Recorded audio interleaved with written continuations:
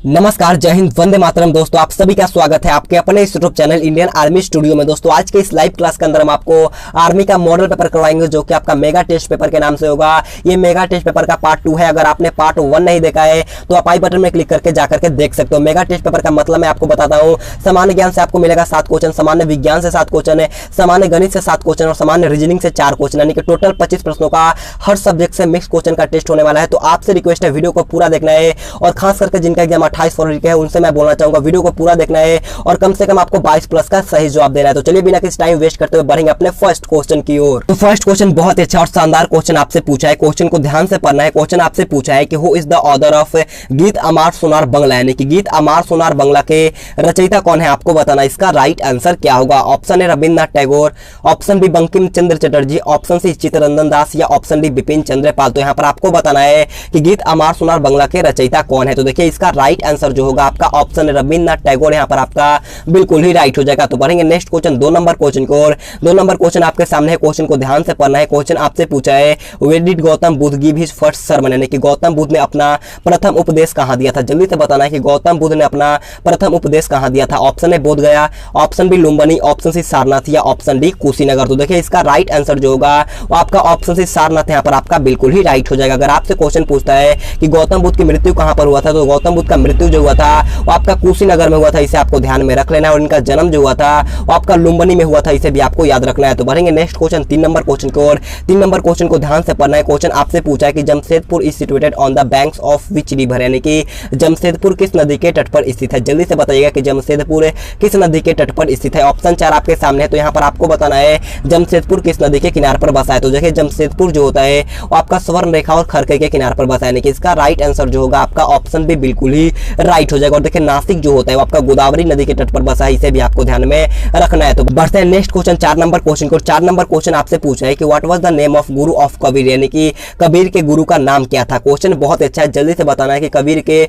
गुरु का क्या नाम था। Option A Ramanuj, option B Ramanand, option C Namdev या ऑप्शन डी वल्लभाचार्य। तो जल्दी से इसका राइट आंसर हमें लाइव चैट में बताना है। तो देखिएगा कबीर का गुरु का नाम जो होता है वो आपका रामानंद था, यानी कि इसका राइट आंसर जो होगा आपका ऑप्शन भी बिल्कुल ही राइट हो जाएगा। तो बढ़ते हैं नेक्स्ट क्वेश्चन 5 नंबर क्वेश्चन को। 5 नंबर क्वेश्चन भी अच्छा क्वेश्चन पूछा है और आपसे रिक्वेस्ट है वीडियो को कंप्लीट देखना है और लास्ट में कमेंट करके बताना है कि आपका मिनी मॉडल पेपर में कितना क्वेश्चन सही होता है। तो देखिए 5 नंबर क्वेश्चन पूछा है कि who was the founder of the slave dynasty in India, यानी कि भारत में गुलाम वंश का संस्थापक कौन था। क्वेश्चन बहुत अच्छा है। जल्दी से बताना है कि भारत में गुलाम वंश का संस्थापक कौन था। ऑप्शन है Qutubuddin Aibak, option B Babur, option C Akbar या ऑप्शन डी खिलजी खां। तो देखिए यहाँ पर आपका राइट आंसर जो होगा वो आपका ऑप्शन, यानी कि भारत में गुलाम वंश का संस्थापक जो थे आपका कुतुबुद्दीन ऐबक थे। ऑप्शन यहाँ पर आपका बिल्कुल ही राइट हो जाएगा। अगर आपसे क्वेश्चन पूछता है कि मुगल वंश के संस्थापक कौन थे, तो मुगल वंश के संस्थापक जो थे वो आपका बाबर थे। इसे भी आपको ध्यान में रख लेना है। और खिलजी वंश की बात कर लिया जाए तो खिलजी वंश के संस्थापक जो थे आपका खिलजी खां थे। इसे भी आपको नोट करना है। तो बढ़ते हैं नेक्स्ट क्वेश्चन 6 नंबर क्वेश्चन को। 6 नंबर क्वेश्चन अच्छा क्वेश्चन आपसे पूछा है कि who is known as the country of kangaroos, यानी कि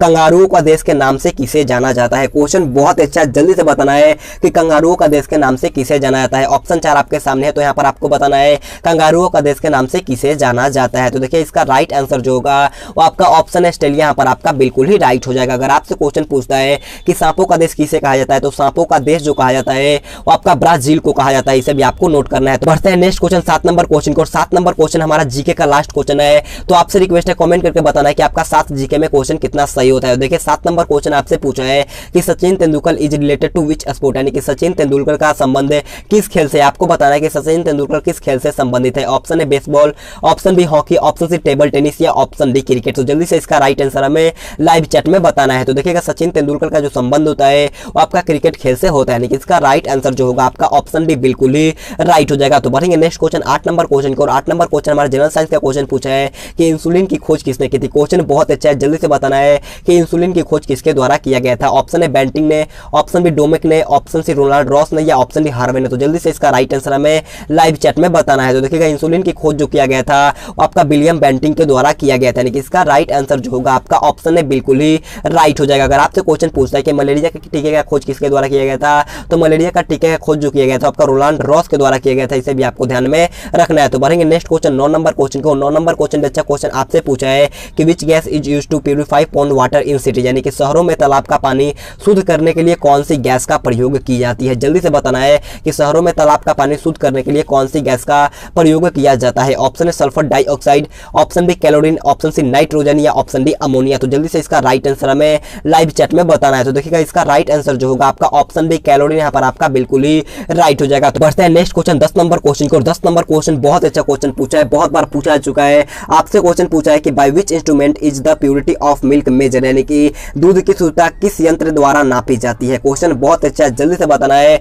कि दूध की शुद्धता किस यंत्र द्वारा नापी जाती है। Option A manometer, option B hydrometer, option C lactometer या ऑप्शन डी फेदोमीटर। तो देखिएगा दूध की शुद्धता जो नापा जाता है आपका लैक्टोमीटर के द्वारा नापा जाता है। इसका राइट आंसर जो होगा आपका ऑप्शन से बिल्कुल ही राइट हो जाएगा। तो बढ़ेंगे नेक्स्ट क्वेश्चन 11 नंबर क्वेश्चन को। 11 नंबर क्वेश्चन आपके सामने है। क्वेश्चन आपसे पूछा है कि हु इन्वेंटेड टेलीविजन, यानी कि टेलीविजन का आविष्कार किसने किया था। आपको बताना है कि who invented television. Option A जेल Baird, option B Macmillan, option C James Watt या ऑप्शन डी इनमें से कोई नहीं। तो देखिएगा टेलीविजन का आविष्कार जो किया गया था आपका जे.एल. वेड के द्वारा किया गया था, यानी कि इसका राइट आंसर जो होगा आपका ऑप्शन ए बिल्कुल ही राइट हो जाएगा। और साइकिल का आविष्कार जो किया गया था आपका मैकमिलन के द्वारा किया गया था, और स्टीम इंजन का जो आविष्कार किया गया था आपका जेम्स वाट के द्वारा किया गया था। इसे भी आपको ध्यान में रखना है। तो बढ़ते हैं नेक्स्ट क्वेश्चन 12 नंबर क्वेश्चन को। 12 नंबर क्वेश्चन में अच्छा क्वेश्चन आपसे पूछा है कि who are the visible red coloured planets, यानी कि लाल रंग का दिखाई देने वाला ग्रह कौन है। ऑप्शन 4 आपके सामने है, जल्दी से बताना है कि लाल रंग का दिखाई देने वाला ग्रह कौन होता है। तो देखिएगा लाल रंग का दिखाई देने वाला ग्रह जो होता है वो आपका मंगल होता है, यानी कि इसका राइट आंसर जो होगा आपका ऑप्शन बी बिल्कुल ही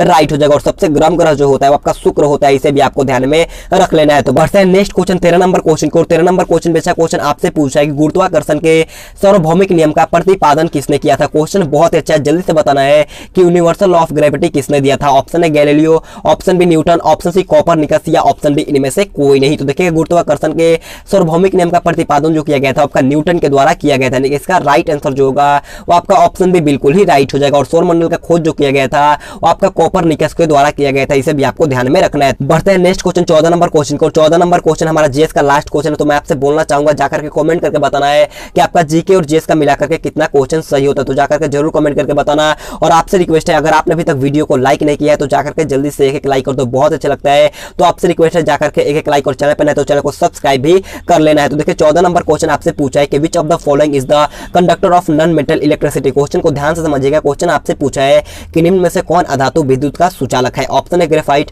option B copper, option C sulphur या ऑप्शन डी हीरा। तो जल्दी से इसका राइट आंसर हमें लाइव चैट में बताना है। तो देखिए इसका राइट आंसर जो होगा ऑप्शन ए ग्रेफाइट यहाँ पर आपका बिल्कुल ही राइट हो जाएगा। तो बढ़ेंगे पार्ट सी जो कि आपका गणित का होगा। और गणित का क्वेश्चन बोलने से पहले मैं आपसे बोलना चाहूंगा जाकर के जल्दी से कॉपी और पेन लेकर के आइएगा, क्योंकि गणित का क्वेश्चन हमें सॉल्व ही करना होता है। तो जाकर के जल्दी से कॉपी और पेन लेकर के आ जाइएगा। तो देखिए 15 नंबर क्वेश्चन बहुत अच्छा क्वेश्चन पूछा है कि एक वर्ग की भुजा 19 सेंटीमीटर है। क्वेश्चन को समझिएगा। क्वेश्चन पूछा है कि एक वर्ग की भुजा 19 सेंटीमीटर है तो उसका परिमाप क्या होगा। क्वेश्चन बहुत अच्छा है, आपको भुजा दिया गया है तो पूछा कि परिमाप क्या होगा। तो देखिए वर्ग का परिमाप निकालने का फॉर्मूला क्या होता है, 4 गुना ए। क्या होता है, 4 गुने में साइड, यानी कि 4 गुने भुजा होता है तो 19 मेरा क्या है भुजा है, तो गुने में 19 कर देंगे। और 19 में 4 से गुना करेंगे तो कितना क्या, 19 चौका 76 सेंटीमीटर। ऑप्शन यहाँ पर आपका बिल्कुल ही राइट हो जाएगा। तो बढ़ेंगे नेक्स्ट क्वेश्चन 16 नंबर क्वेश्चन की ओर। 16 नंबर क्वेश्चन में अच्छा क्वेश्चन पूछा है। क्वेश्चन को ध्यान से पढ़ना है, अगर आपको आता है तो जल्दी से सॉल्व करिएगा, अगर आपको नहीं आता है तो ध्यान से फोन के स्क्रीन पर देखना होगा। क्वेश्चन पूछा है कि 25 का कितना प्रतिशत 20 होगा। क्वेश्चन को एक बार अच्छे से पढ़ना है। क्वेश्चन पूछा है कि 25 का कितना प्रतिशत 20 होगा। मेरे को पता नहीं है कि वो कितना होगा, तो मैं मान लेता हूँ x% है, तो 25 का x% है कितना, 20 होगा। अब देखना है 25 गुने में x% को हम बट्टे में 100 लिखेंगे, बिल्कुल लिखेंगे, और इक्वल टू में आपका 20 चला गया। 25 चौका 100 और यहाँ पर बट्टे में 1 है। अब क्रॉस मल्टीप्लाई आप कर दो, आपका राइट आंसर आ जाएगा, यानी कि x का मान कितना आएगा, अगर हम 20 में 4 से गुना करेंगे तो कितना आएगा, 80। ऑप्शन नंबर डी 80% यहाँ पर आपका बिल्कुल ही राइट हो जाएगा। तो बढ़ते हैं नेक्स्ट क्वेश्चन 17 नंबर क्वेश्चन को। 17 नंबर क्वेश्चन को भी ध्यान से पढ़ना है। क्वेश्चन आपसे पूछा है कि एक आदमी ने 300 रुपए में एक किताब खरीदा। कितने रुपए में, एक आदमी 300 रुपए में एक किताब खरीदता है, 100 रुपए में उसे लाने में खर्च कर देता है। कि वो 100 रुपए उसे मतलब कि किराया उराया दे करके उसे लाने में 100 रुपए खर्च कर दिया। यदि उसने वह किताब 350 रुपए में बेचा तो उसे कितना प्रतिशत का हानि हुआ। क्वेश्चन बहुत अच्छा है, जल्दी से सॉल्व करिएगा और इसका भी राइट आंसर हमें लाइव चैट में बताना है। देखिए एक आदमी 300 रुपए में किताब खरीदा था, 100 रुपए लाने में खर्चा कर दिया, यानी कि टोटल उसका क्रयमूल्य कितना हो गया, यानी कि टोटल उसका खर्चा कितना होगा, अपने तरफ से किया वो 400 रुपए, और इसे बेच कितना में दिया तो 350 रुपए में। क्रयमूल्य कितना है, 350 रुपए। तो पूछा है कि उसे कितना प्रतिशत का हानि हुआ। परसेंटेज में पूछा गया तो सबसे पहले हमें हानि रुपया में पता होना चाहिए। तो हानि निकालने का फॉर्मूला होता है क्रयमूल्य माइनस विक्रयमूल्य। तो 400 में से 350 माइनस करेंगे तो आपका 50 रुपया का हानि आ जाएगा। तो पूछा है कि प्रतिशत हानि क्या होगा। तो प्रतिशत हानि निकालने का फॉर्मूला होता है हानि गुने 100, यानी कि हानि मेरा था 50 रुपये, हानि गुने में 100 बटे में क्रयमूल्य। कभी भी लाभ परसेंट या हानि परसेंट निकलता है क्रयमूल्य पर, तो क्रयमूल्य कितना था टोटल क्राइम था 400 रुपये, यानी कि बट्टे में 400 करेंगे, 00 से 00, 2 दूनी का 4 और 2 से 25, 25/2% की हानि हुई। ऑप्शन बी यहाँ पर आपका बिल्कुल ही राइट हो जाएगा। तो बढ़ेंगे नेक्स्ट क्वेश्चन 18 नंबर क्वेश्चन की ओर। 18 नंबर क्वेश्चन को ध्यान से पढ़िएगा, क्वेश्चन बहुत अच्छा। और मैं आपसे बोलना चाहूंगा आप वीडियो को पूरा देखना है, मैथ और रीजनिंग वाला पूरा पार्ट देखना है और कमेंट करके बताना है कि आपका टोटल मिनी मॉक पेपर में कितना सही। बढ़ते हैं नेक्स्ट क्वेश्चन 18 नंबर क्वेश्चन को। और 18 नंबर क्वेश्चन बहुत अच्छा क्वेश्चन पूछा है, ध्यान से क्वेश्चन को पढ़िएगा और आपसे रिक्वेस्ट है वीडियो को पूरा देखना है। मिनी मॉक पेपर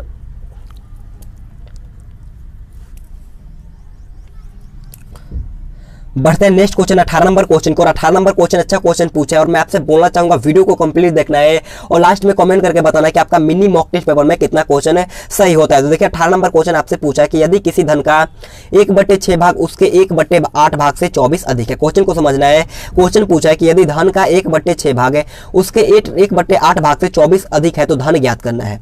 मान लेते हैं धन x है, तो x का 1/6 भाग और x का 1/8 भाग, यानी कि x/6 और x/8 आया। बोला है कि उससे 24 अधिक है, यानी कि x/6 माइनस का x/8 कितना है, 24 अधिक है। 6 और 8 का एलसीएम क्या होगा, जल्दी से बताना है कि 6 और 8 का एलसीएम क्या होता है। जल्दी से लाइव चैट में बताइएगा कि 6 और 8 का एलसीएम क्या होगा। तो देखिए 6 और 8 का एलसीएम जो होता है वो आपका 24 होता है। 6 चौका 24 यानी कि 4x और 8 का 24 यानी कि यहाँ पर आपका 3x और इक्वल टू में यहाँ पर आपका 24 है। 4 में से 3 गया तो यहाँ पर आपका x/24 बचेगा। कितना बचा, x/24 इक्वल टू में आपका 24। क्रॉस मल्टीप्लाई करिएगा तो 24 × 24 यानी कि 24 का होल स्क्वायर करिएगा तो आपका 576 रुपये।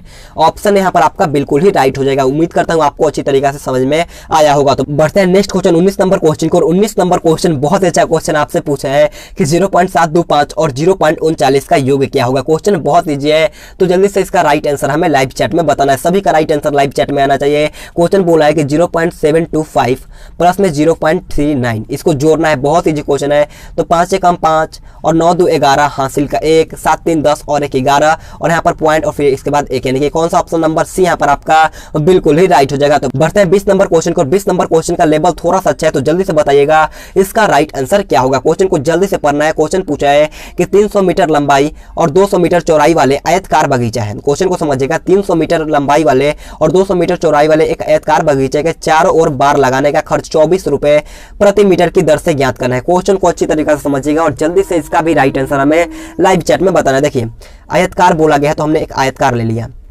बोला है कि 300 मीटर लंबा है और 200 मीटर चौड़ा है। इसके चारों ओर क्या करना होगा, पेरीमीटर निकालना होगा। तो पेरीमीटर का फॉर्मूला होता है 2 छोटी कोष्ठ लंबाई प्लस का चौड़ाई। क्या होता है, 2 छोटी कोष्ठ लंबाई प्लस में चौड़ाई। जल्दी से बताइएगा कि आयत का परिमाप का फॉर्मूला क्या होता है। तो देखिए आयत का परिमाप का फॉर्मूला होता है 2 छोटी कोष्ठ लंबाई प्लस में चौड़ाई, यानी कि हमने 2 लिखा और लंबाई कितना है 300 मीटर, तो हमने 300 मीटर को लिख दिया। चौड़ाई कितना है 200 मीटर, तो हमने 200 मीटर लिख दिया। अब 3 2 5 यानी कि 300 और 200 कितना होगा 500, और 500 में 2 से मल्टीप्लाई करोगे तो कितना आएगा 1000 आएगा। कितना आएगा 1000 रुपये। तो बोला है कि चारों ओर बार लगाने का खर्च 24 रुपए प्रति मीटर की दर से करना है। तो बस कुछ नहीं करना है, 1000 में 24 से गुना कर दो, यानी कि 1000 में हम लोग 24 से गुना करेंगे तो आपका राइट आंसर आएगा ऑप्शन नंबर डी। यहाँ पर आपका बिल्कुल ही राइट हो जाएगा। तो बढ़ते हैं 21 नंबर क्वेश्चन को। 21 नंबर क्वेश्चन बहुत ईजी क्वेश्चन है, सबको आना चाहिए। क्वेश्चन पूछा है कि 13 स्कूल बैगों की कीमत 1950 रुपए है, तो ऐसे 4 स्कूल बैगों की कीमत क्या होगी। देखिए 13 स्कूल बैगों की कीमत है 1950 रुपए दिया गया है, तो ऐसे 4 स्कूल बैगों की कीमत क्या होगी। तो जल्दी से सॉल्व करके इसका भी राइट आंसर हमें लाइव चैट में बताना है। और आपसे रिक्वेस्ट है, अगर आपने अभी तक वीडियो को लाइक नहीं किया है तो जाकर के जल्दी से एक लाइक कर दो, बहुत अच्छा लगता है। तो प्लीज आपसे रिक्वेस्ट है जाकर के एक लाइक कर दो। आप खुद सोच के देखो मेरे दोस्त, आपको कितना कम टाइम लेते हैं और इतना ज्यादा क्वेश्चन कराते हैं। आप खुद सोच के देखो यार, बहुत ज्यादा कम टाइम लेता हूँ यार। एक लाइक कर दो, बहुत मोटिवेशन मिलता है। तो आपसे रिक्वेस्ट है जाकर के जल्दी से एक लाइक कर दीजिएगा। तो देखिए 21 नंबर क्वेश्चन पूछा था कि 13 स्कूल बैगों की कीमत है 1950 रुपए है, तो ऐसे 4 स्कूल बैगों की कीमत क्या होगी। तो सबसे पहले हमें एक स्कूल बैग की कीमत निकालना होगा। तो देखिए 1950 बट्टे में 13 करेंगे तो आपका एक स्कूल बैगों का कीमत निकल जाएगा। तो पूछा है कि 4 स्कूल बैगों की कीमत क्या होगी, तो गुने में 4 कर दो। अब आराम से कट लगा दो, कितना हो जाएगा 13 और 13 का में 13, 13 5 65 और 1 का 1 0, यानी कि 15 में मतलब कि 150 में अगर हम लोग 4 से गुना करेंगे यानी कि 150 गुने 4 करेंगे तो 15 चौका 60 और उसके बाद 1 0 यानी कि 600 रुपए। ऑप्शन सी यहाँ पर आपका बिल्कुल ही राइट हो जाएगा, यानी कि 4 स्कूल बैगों की कीमत होगा 600 रुपए। ऑप्शन सी बिल्कुल ही राइट हो जाएगा। तो बढ़ते हैं नेक्स्ट क्वेश्चन 22 नंबर क्वेश्चन को। 22 नंबर क्वेश्चन हमारे यहाँ से रीजनिंग का क्वेश्चन स्टार्ट होता है। तो आपसे रिक्वेस्ट है कमेंट करके जरूर बता देना कि जीके जीएस मैथ मिला करके आपका कितना क्वेश्चन सही होता है। मैं आपका जरूर कमेंट पढ़ने वाला हूं, तो जाकर के जरूर कमेंट करके बताना है कि आपका जीके मैथ और मतलब कि जीके जीएस और मैथ को मिला करके कितना क्वेश्चन सही होता है। तो देखिए 22 नंबर क्वेश्चन आपसे पूछा है, यदि चेयर को RIAHC लिखा जाता है तो टेबल को क्या लिखा जाएगा। क्वेश्चन बहुत अच्छा है, जल्दी से बताना है कि चेयर को ये लिखा जाता है तो टेबल को क्या लिखा जाता है। क्वेश्चन को लॉजिक समझिएगा। CHAIR है तो सबसे पहले क्या लिखा है R, उसके बाद क्या लिखा है I, उसके बाद A, उसके बाद H और उसके बाद C, यानी कि सिर्फ इसे उल्टा करके लिख दिया गया है। तो टेबल को क्या लिखा जाएगा, तो सबसे पहले क्या हो जाएगा, E हो जाएगा, उसके बाद L, उसके बाद B, उसके बाद A, उसके बाद T, ELBAT। कौन सा ऑप्शन में है, ऑप्शन सी में है। ऑप्शन सी यहाँ पर आपका बिल्कुल ही राइट हो जाएगा। तो बढ़ते हैं नेक्स्ट क्वेश्चन 23 नंबर क्वेश्चन को। 23 नंबर क्वेश्चन अच्छा क्वेश्चन आपसे पूछा है कि the relation of medicine to the patient is related to education, यानी कि औषधि का जो संबंध रोगी से है तो शिक्षा का वही संबंध किससे होगा। क्वेश्चन बहुत अच्छा है, जल्दी से सॉल्व करिएगा। रीजनिंग में बहुत ही कम टाइम लगता है, तो जल्दी से इसे सॉल्व करके राइट आंसर हमें लाइव चैट में बताना है। ऑप्शन है शिक्षक, ऑप्शन भी छात्र, ऑप्शन से ट्यूशन या ऑप्शन भी विद्यालय। तो देखिएगा औषधि का जो संबंध है रोगी से, तो शिक्षा का संबंध किससे होगा, छात्र से होगा। ऑप्शन भी बिल्कुल ही राइट हो जाएगा। कैसे होगा मैं आपको बताता हूँ।